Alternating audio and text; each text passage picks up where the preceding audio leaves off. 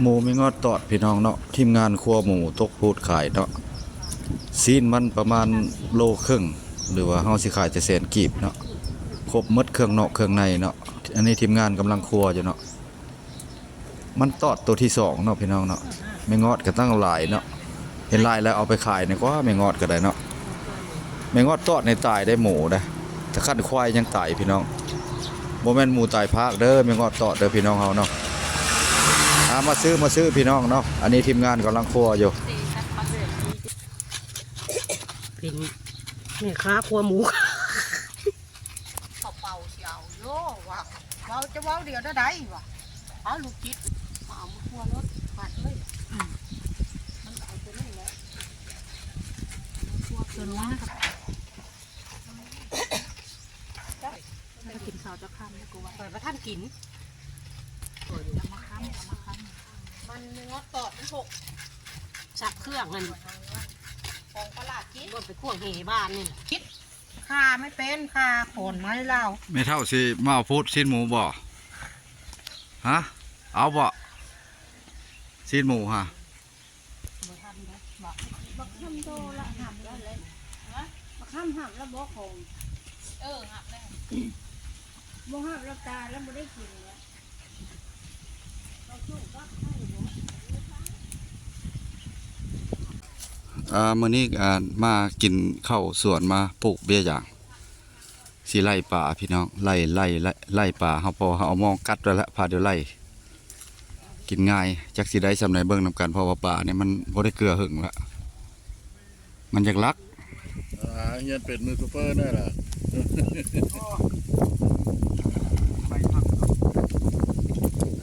สายสบายดีการทำเต้าเนาะที่12ได้มาหุ่นจักเนาะหุ่นจักมาเบิ่งมื้อนี้แหละทั้งมาแปลงบรรณาเพิ่นเนาะทีมงานนี่แหละเจ้าของหนองเพิ่นป่าเพิ่นกับป่าธรรมชาติแน่ป่าก้อยได้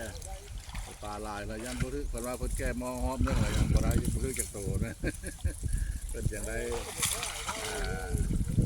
อันนี้ละลงไล่จักรลามนี่แหละลิงมัดรถไถดึงแม่นความเจ้าเฮ็ดนั้นเราจังบ่รถไถแก้ขึ้นแล้วเราจะเอาลงมาใหม่เอาไม้มันพังเอาบ่ได้ป่าบ่ได้ดอกคนสิออกก่อนล่ะแนวลั่นเป็นแนวลั่นเจ็บเอวเนาะเป็นทุกเทื่อป่ามันมีบ่อนลี้ไล่จากนี่มันตะลัดไปห้ามไล่จากห้ามตะลัดไปนี่เหรอ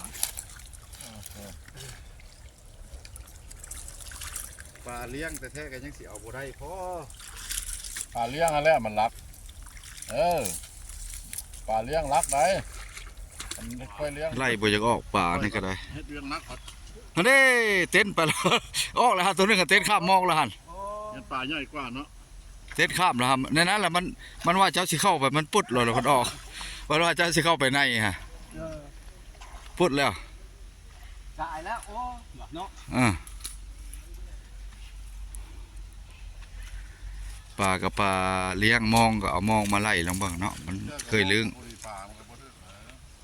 ทดลองเบิ่งมื้อนี้สิได้กินง่ายกับหยัง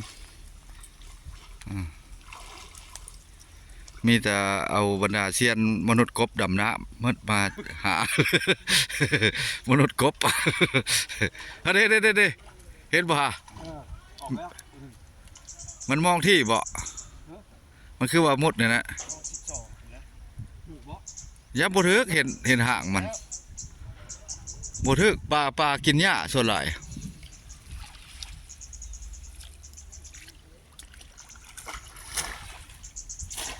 ไม่อย่างปลาตายบ่อน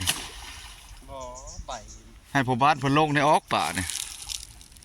พ่อบ้านพาเลาะเพิ่นสิลงไล่ห้อง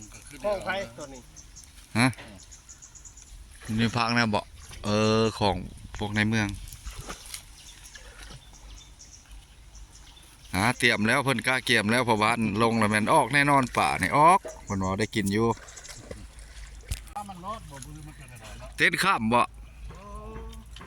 มีคนนะป่ามันลัก มันเห็นมองแล้วมันก็ดิกนั่นแหละ มันก็ต้องเนาะ เห็นมันไปซื้อแล้วมันเซ็ต คือการกำนกเป็นกระ จา จาก ลายเนาะ ออกหลายโตเลยได้ ลายน้ำฝาเนี่ยครับ ออกหลายโตอยู่นี่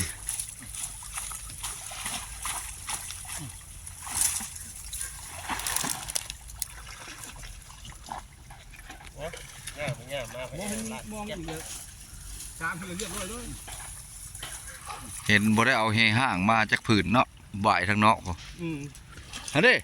ไปแล้วพูต้ม ต้ม มันเริ่มออกแล้ว ปลาพอได้ไผบ่ไปได้พอ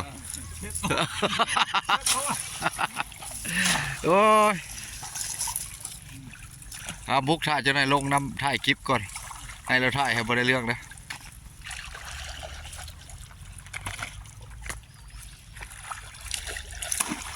นึกว่านี่แห่ด่าจอกเนาะ การมันเต้นละพัดเนาะ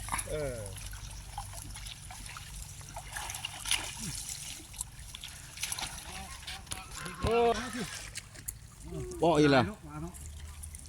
โอ้ปลาเท่าไรปีแล้วเนาะกระโตเฮือนมันอยู่ในนี้ มันบอกมันรัก มันอาศัยเฮือนมันอยู่นี้แค่มันบ่มีอันนี้มันก็ชิลุลีไปพุ่นละ มีไม้ชอดนั่นแหละรถไฟดูนี่บ่ นี่ นี่ขึ้นมาดูวะ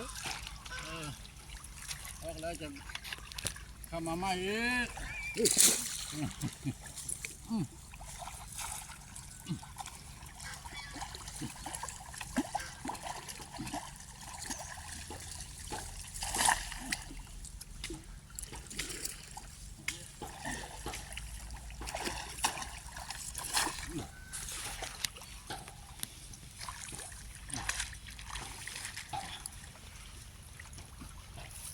ได้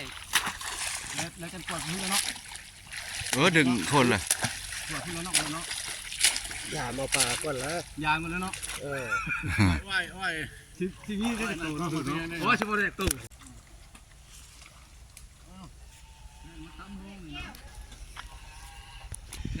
น้องเทิกนี่ก็หลายอยู่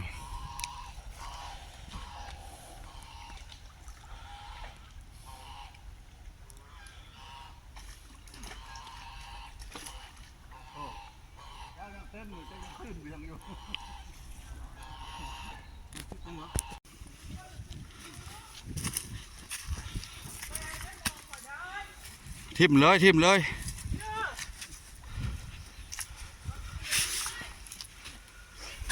จากตัว1ตัวได้3ตัวใหญ่เด้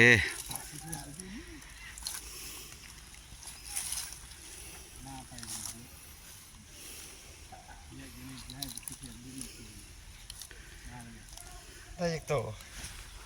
สาตัวตัวนี้ 4ตัวหนึงเอาไปต้มแล้วมาไล่ป่ามันนี่ก็บ่ได้หลายพี่น้องป่ามันแห่เนาะมาสวนยางเนาะมาเฮ็ดเบี้ยยางแน่แต่ว่าคลิปนี้ก็สิบ่ได้มีหยังหลายเนาะมันค่ำแล้วมีแต่คลิปหน้าคลิปในพอๆกันใหม่พี่น้องมาไล่ป่าอยู่สระนี่แหละไปก็เด้อพี่น้องเฮาหมดสุขุสุคน